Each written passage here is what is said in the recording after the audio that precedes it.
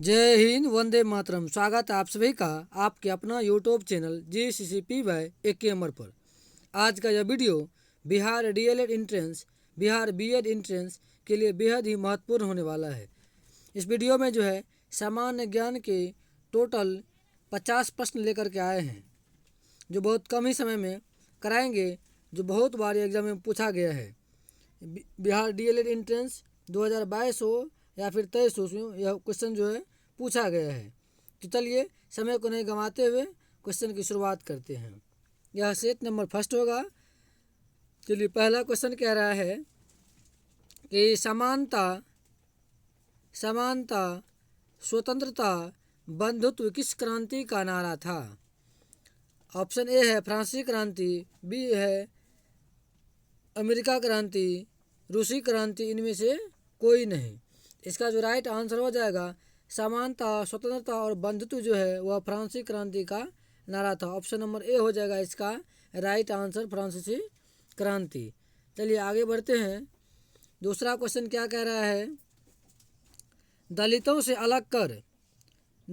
अलग कर महादलित किस प्रदेश में किया गया? उत्तर प्रदेश, कर्नाटक, बिहार, हरियाणा। इसका जो राइट आंसर हो जाएगा वो हो जाएगा बिहार में। दलित से अलग महादलित जो है वो बिहार में किया गया। चलिए अगले प्रश्न को बढ़ते हैं। अगला प्रश्न क्या कह रहा है कि 2011 के जनगणना के अनुसार भारत की कितनी प्रतिशत आबादी द्वितीयक कार्य में लगी हुई है? क्वेश्चन कह रहा है कि 2011 के जनगणना के अनुसार जो है भारत का कितना % आबादी जो है द्वितीय सेक्टर में काम करता है? ऑप्शन ए है 13%, बी में है 20%, सी है 55% और डी में 0.16%। तो इसका जो राइट आंसर हो जाएगा वो हो जाएगा 13% आबादी जो है 2011 के जनगणना के अनुसार दूसरा सेक्टर में काम करता है। चलिए आगे बढ़ते हैं। अगला प्रश्न क्या कह रहा है कि भारत का कुल क्षेत्रफल लाख वर्ग किलोमीटर में कितना है? प्रश्न पूछ रहा है कि भारत का जो है क्षेत्रफल है वो कितना लाख वर्ग किलोमीटर है। इसका जो राइट आंसर हो जाएगा वो हो जाएगा 32,87,000 वर्ग किलोमीटर है। ऑप्शन नंबर ए हो जाएगा इसका राइट आंसर, 32,87,000 किलोमीटर, वर्ग किलोमीटर होगा इसका राइट आंसर। चलिए आगे बढ़ते हैं।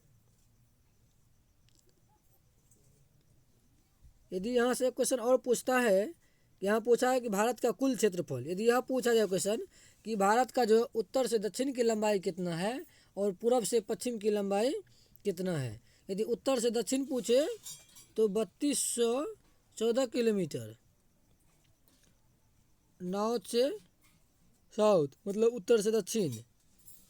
यदि पूरब से पश्चिम पूछे, ईस्ट टू वेस्ट, इसका हो जाएगा 2933 किलोमीटर, 2933 किलोमीटर।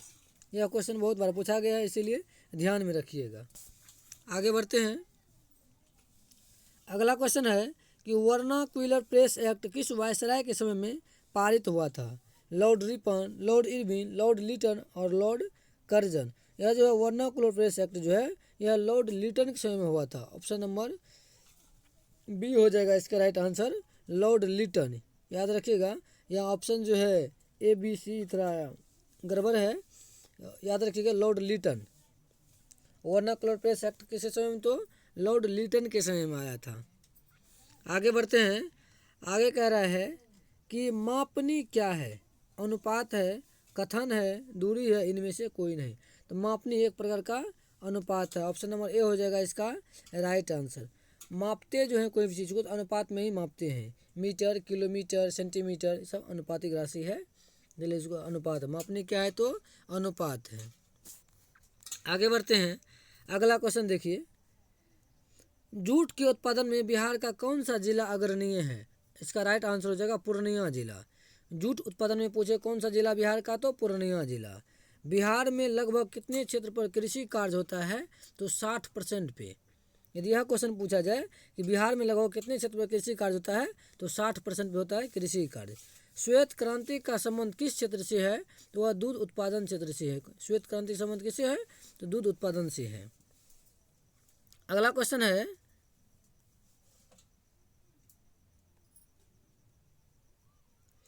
सतलज, चिनाब और रावी निम्न में से किसकी सहायक नदियां हैं?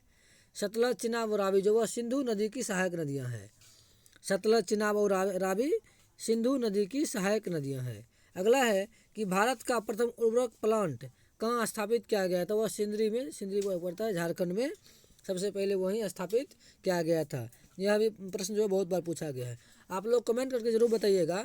यह जो वन लाइनर क्वेश्चन है, जिसका क्वेश्चन हुआ और ये डायरेक्ट आंसर, इस टाइप के यदि क्वेश्चन आप लोगों को चाहिए तो आप लोग कमेंट करके हमको बताइएगा। इस टाइप के क्वेश्चन लाने के लिए इस टाइप के ही क्वेश्चन सीरीज में लाएंगे, 200-400 क्वेश्चन ऐसे करके। तो आप लोगों के कमेंट का इंतजार रहेगा, कैसा क्वेश्चन चाहिए, ऑप्शन वाला चाहिए या फिर क्वेश्चन डायरेक्ट उसका आंसर डायरेक्ट। अच्छा, क्वेश्चन डायरेक्ट उसका आंसर डायरेक्ट में होता क्या है कि कम समय में जो है अधिक क्वेश्चन किया जाता है। तो आप लोगों को किस प्रकार क्वेश्चन चाहिए आप लोग जरूर जो है कमेंट करके आप लोग बताइएगा। ठीक है, आगे बढ़ते हैं। और आप लोगों से आग्रह है कि जो अभी तक चैनल को सब्सक्राइब नहीं किए हैं वो कृपया सब्सक्राइब कर लीजिए, ताकि कोई भी वीडियो डालें आप तक जो उसका सूचना तुरंत पहुंच जाए। चलिए आगे बढ़ते हैं। अगला क्वेश्चन है क्वेश्चन नंबर 12। 12 कह रहा है कि बालाघाट खानों में निम्नलिखित में से किस खनिज का खनन किया जाता है? यह जो बालाघाट खान है इसमें बोल रहा है किस खनिज का जो है खनन किया जाता है? मैग्नीज, एल्युमिनियम, कॉपर, चूना पत्थर। तो यहाँ जो बालाघाट खान है इसमें जो मैग्नीज का जो है उत्पादन किया जाता है, खनन किया जाता है मैग्नीज का बालाघाट खान में, याद रखिएगा। आगे बढ़ते हैं। अगला क्वेश्चन है मतगणना का कार्य कौन करता है? राष्ट्रपति, प्रधानमंत्री, राज्यपाल, चुनाव आयोग। यह जो मतगणना होता है या फिर चुनाव तो कौन करवाता है? चुनाव आयोग करवाता है। आगे बढ़ते हैं। अगला क्वेश्चन है कि बस्तर आंदोलन में किसकी प्रमुख भूमिका थी? बस्तर आंदोलन जो है भूमिका प्रमुख रूप से किसका था? ऑप्शन ए है मंगल पांडे, जतरा भगत, शिबू सोरेन और गुंडाधुर। यह जो बस्तर आंदोलन था इसमें जो है गुंडाधुर का जो है महत्वपूर्ण रोल था। ऑप्शन नंबर डी हो जाएगा इसका राइट आंसर, गुंडाधुर का। आगे बढ़ते हैं।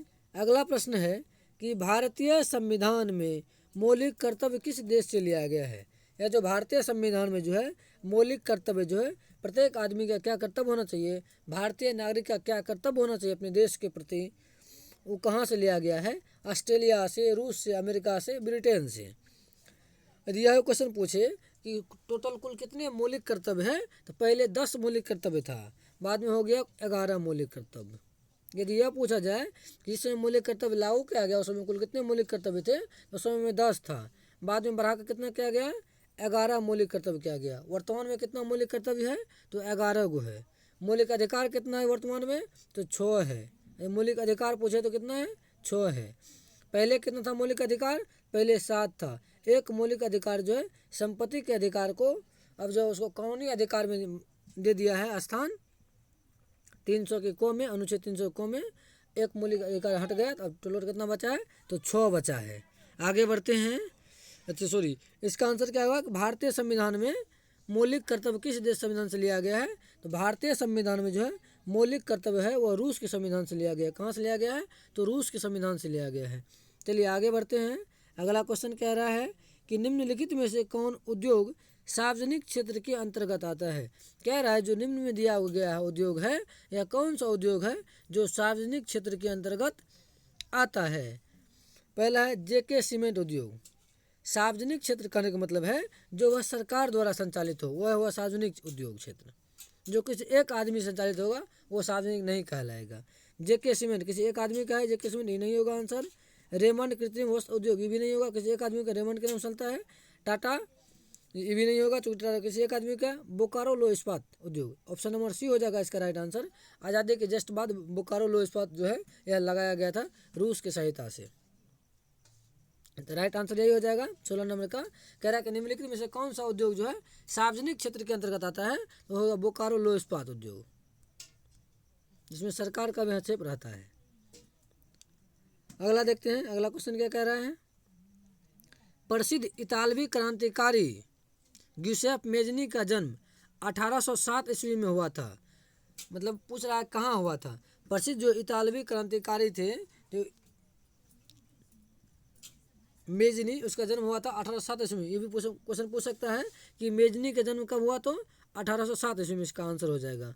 पूछे कहाँ हुआ, तो मेजनी का जन्म जो है कहाँ हुआ था, वो था जनेवा में। ऑप्शन नंबर सी हो जाएगा इसका राइट आंसर। 1807 ईस्वी में जनेवा में हुआ था मेजनी का जन्म। अगला क्वेश्चन है कि चुआड़ विद्रोह कब शुरू हुआ। चुआड़ विद्रोह यदि पूछा जाए कब शुरू हुआ, तो इसका राइट आंसर क्या हो जाएगा, 1769 ईस्वी, 1869, 1805, 1872। तो चुआड़ विद्रोह जो है वह 1769 ईस्वी में जो है स्टार्ट हुआ था। ऑप्शन नंबर ए हो जाएगा इसका राइट आंसर। चलिए आगे बढ़ते हैं। अगला प्रश्न क्या कह रहा है कि भारत में लोकतंत्र की सफलता में बड़ी बाधा क्या है। भारत में जो लोकतंत्र है इसकी सफलता में जो है सबसे बड़ी बाधा क्या है, तो ऑप्शन है अशिक्षा, गरीबी, मतदान का दुरुपयोग, इनमें से सभी। इसका राइट आंसर क्या हो जाएगा, भारत में लोकतंत्र जो है पूर्ण रूप से सफल नहीं हो पा रहा है, इसमें क्या बाधा है, इनमें से सभी। अशिक्षा भी है, आदमी गरीब भी है, और मतदान भी आदमी सही से नहीं कर पा रहा है, मतदान का भी दुरुपयोग हो जा रहा है। इसीलिए जो है भारत में लोकतंत्र की जो है यह असफलता का जो है यह घोतक है। आगे बढ़ते हैं। अगला क्वेश्चन है 1917 ईस्वी में भारत में पहली जूट मिल किस शहर में खुली। 1917 ईस्वी में जो भारत में पहली जूट मिल जो वह कोलकाता में खुला था। कहाँ, तो इसका ऑप्शन नंबर ए हो जाएगा इसका राइट आंसर कलकत्ता में खुला था 1917 ईस्वी में। आगे बढ़ते हैं। अगला क्वेश्चन क्या कह रहा है कि इसे विकसित होने में लगभग 1 वर्ष लगता है। कह रहा है यह निम्न में से किस ऑप्शन में जो ऑप्शन में दिया हुआ है, चावल, गन्ना, मक्का और बाजरा, किसको जो है विकसित होने में लगभग बड़ा होने में कितना समय लगता है। यह 1 वर्ष का समय लगता है। यह गन्ना को होने में कितना वर्ष का, 1 वर्षीय फसल है, 1 वर्ष का समय लगता है गन्ना को। चलिए आगे बढ़ते हैं। अगला क्वेश्चन कह रहा है कि पृथ्वी का एकमात्र प्राकृतिक उपग्रह है। तो पृथ्वी का एकमात्र प्राकृतिक उपग्रह कौन सा हो जाएगा, इसका राइट आंसर हो जाएगा चंद्रमा। पृथ्वी का जो है एकमात्र प्राकृतिक उपग्रह कौन है, तो वह चंद्रमा है। चलिए आगे बढ़ते हैं। अगला क्वेश्चन क्या कह रहा है, अगला क्वेश्चन है कर्क रेखा निम्न में से किस राज्य से नहीं गुजरती है। क्या प्रश्न पूछा है कि नहीं गुजरती है। कर्क रेखा जो है भारत के किस राज्य से होकर के नहीं गुजरती है। तो राजस्थान से तो गुजरता है, उड़ीसा से भी गुजरता है, और त्रिपुरा से भी गुजरता है। किससे नहीं गुजरता है, तो छत्तीसगढ़ से नहीं गुजरता है। अच्छा, किससे गुजरता है, इसका एक ट्रिक है कि मित्र पर गमछा झार। यहाँ से बने से मित्र से मोह से मिजोरम, तो से त्रिपुरा, इस टाइप से बना करके मित्र पर गमछा, इस ट्रिक से जो है जितना आएगा उसमें क्या होगा, कर्क रेखा गुजरती है, और उसमें जो देश नहीं आएगा उससे नहीं गुजरती है। तो यहाँ जो है कर्क रेखा निम्न में से किस राज्य से नहीं गुजरती है, तो छत्तीसगढ़ से जो है अभी नहीं गुजरती है, जो ऑप्शन के हिसाब से। चलिए आगे बढ़ते हैं। अगला क्वेश्चन कह रहा है कि भारत का सबसे पूर्वी देशांतर कौन सा है। तो भारत का जो है सबसे पूर्वी देशांतर कौन सा है, इसका राइट आंसर क्या हो जाएगा, 97 डिग्री 25 मिनट पूर्वी, 97 डिग्री 25 मिनट पूर्व जो भारत का सबसे पूर्वी देशांतर हो जाएगा। चलिए आगे बढ़ते हैं। अगला क्वेश्चन कह रहा है, अगला क्वेश्चन भी 1 लाइनर है। देखिए अगला क्वेश्चन क्या कह रहा है कि उत्तराखंड, उत्तर प्रदेश, बिहार, पश्चिम बंगाल और सिक्किम की सीमाएं किस देश को छूती है। उत्तराखंड हो गया, उत्तर प्रदेश हो गया, बिहार हो गया, इसमें पश्चिम बंगाल हो गया, सिक्किम हो गया, इसका सीमा जो है नेपाल से लगता है। किससे, तो नेपाल से लगता है। अगला क्वेश्चन है कि ग्रीष्मावकाश में यदि आप कवारती जाना चाहते हैं तो किस केंद्र शासित प्रदेश या क्षेत्र में जाएंगे। इसका राइट आंसर क्या हो जाएगा, लक्षद्वीप। यह क्वेश्चन पूछा भी गया है एग्जाम में, इसको ध्यान रखिएगा। क्या कह रहा है कि ग्रीष्मकालीन अवकाश में यदि आप कवारती जाना चाहते हैं तो किस केंद्र शासित प्रदेश में जाएंगे आप, तो किस में जाएंगे, लक्षद्वीप में जाएंगे। चलिए अगला क्वेश्चन क्या कह रहा है, अगला क्वेश्चन है कि मेरे मित्र एक ऐसे देश के निवासी हैं जिस देश की सीमा भारत के साथ नहीं लगती है, आप बताइए वह कौन सा देश है। क्वेश्चन क्या कहा कि मेरे मित्र जो है, डायरेक्ट क्वेश्चन नहीं पूछा है कि किस देश का सीमा जो भारत से नहीं लगता है, थोड़ा क्वेश्चन को घुमा करके पूछ दिया। यही जो है अभी के एग्जाम का क्वेश्चन पूछने का जो ट्रेंड है कह रहा है कि मेरे मित्र एक ऐसे देश के निवासी है जिस देश की सीमा भारत के साथ नहीं लगती है। तो आप बताइए कि वह कौन सा देश है। कह रहा है नेपाल, नेपाल का सीमा भारत से लगता है। अगला है कि भूटान, भूटान का सीमा लग रहा है। म्यांमार का भी लगता है, किसका नहीं लगता है, तजाकिस्तान का नहीं लगता। ऑप्शन नंबर डी हो जाएगा इसका राइट आंसर। चलिए आगे बढ़ते हैं। अगला क्वेश्चन क्या कह रहा है, अगला क्वेश्चन वन लाइनर है। देखिए, हिमालय के सबसे दक्षिणी भाग को क्या कहते हैं, तो शिवालिक कहते हैं। हिमालय के सबसे दक्षिणी भाग को शिवालिक कहते हैं। सह्याद्री को अन्य किस नाम से जाना जाता है, तो पश्चिमी घाट के नाम से। सह्याद्री को पश्चिमी घाट के नाम से जानते हैं। अरब सागर में स्थित भारतीय द्वीप समूह कौन सा है, लक्षद्वीप द्वीप समूह है। कौन है, तो लक्षद्वीप अरब सागर में। भारत की सबसे पुरानी पर्वत श्रृंखला कौन सी है, तो अरावली है। भारत की सबसे पुरानी पर्वत श्रृंखला कौन है, तो वो है अरावली पर्वत श्रृंखला है। चलिए आगे बढ़ते हैं। अगला क्वेश्चन क्या कह रहा है, यूरोपीय सभ्यता का पालना किसे कहा जाता है। क्वेश्चन क्या पूछ रहा है कि यूरोपीय सभ्यता का जो है पालना किसे कहा जाता है। इटली को, फ्रांस को, हंगरी को, यूनान को। इसका राइट आंसर हो जाएगा यूनान। क्या कर यूरोपीय सभ्यता का जो पालन, यानी कि यूरोपीय सभ्यता को कौन सा देश जो है पालन कर रहा है, तो वह यूनान है। सबसे अधिक पालन करता है यूरोपीय सभ्यता को। चलिए आगे बढ़ते हैं। अगला क्वेश्चन है, 1917 ईस्वी में रूसी क्रांति के समय किस जार का शासन था। 1917 में जो रूसी क्रांति हुआ था उस समय में कौन जार का शासन था। ऑप्शन है पीटर, अलेक्जेंडर प्रथम, निकोलस प्रथम, निकोलस द्वितीय। तो इसका जो राइट आंसर हो जाएगा 1917 ईस्वी में रूसी क्रांति के समय में जो है निकोलस द्वितीय शासक था। चलिए आगे बढ़ते हैं। अगला क्वेश्चन क्या कह रहा है, वियतनाम में रहने वाले फ्रांसीसी नागरिक को क्या कहा जाता था। वियतनाम में रहने वाले फ्रांसीसी नागरिक को कहा जाता कोलोन। क्या कहते थे, कोलोन कहते थे। चलिए आगे बढ़ते हैं। अगला क्या कह रहा है क्वेश्चन, किस खनिज को उद्योगों की जननी माना गया है। किस खनिज को उद्योग का जननी माना गया। यह क्वेश्चन जो रिपीट है, मैग्नीज को कहा जाता है। किसको, तो मैग्नीज को। ऑप्शन नंबर ए हो जाएगा इसका राइट आंसर।